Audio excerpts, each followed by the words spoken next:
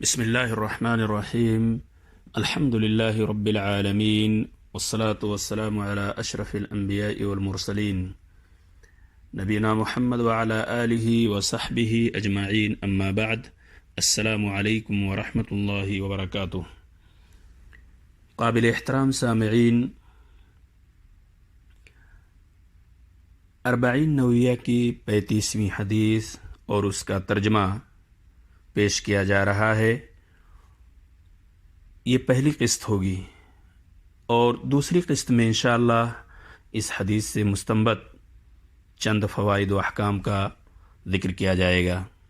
امید ہے کہ آپ بغور سماعت فرمائیں گے اور اس پر عمل کرنے کی کوشش کریں گے۔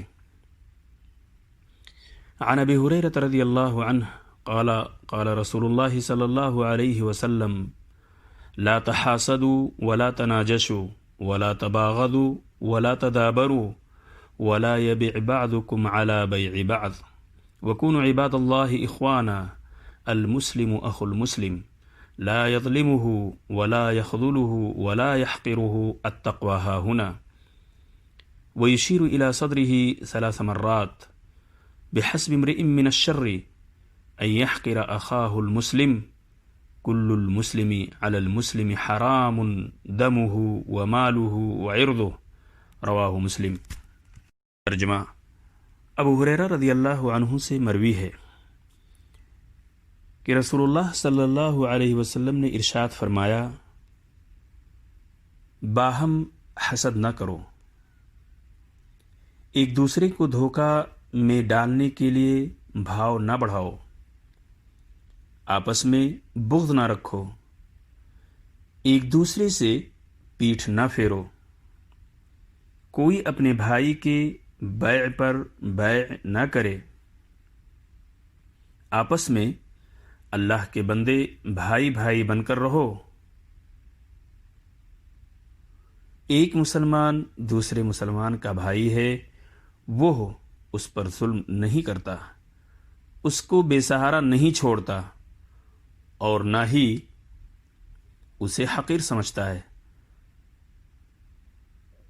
اللہ کے رسول نے اس کے بعد فرمایا، التقوی ہا ہنا، تقوی یہاں ہے، اور آپ نے اپنی سینے کی طرف اشارہ فرمایا۔